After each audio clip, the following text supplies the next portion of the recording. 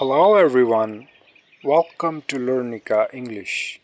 Today's phrase I like it just the way it is. क्या मतलब हुआ? जवाब है मुझे ये ऐसे ही पसंद है.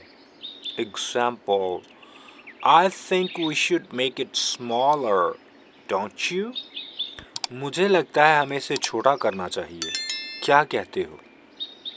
No, I don't think so. I like it just the way it is. नहीं, मुझे नहीं लगता. ऐसे ही ठीक है. 1 point. I like you just the way you are. भी बोल सकते हैं. That's all for today. See you tomorrow. Bye.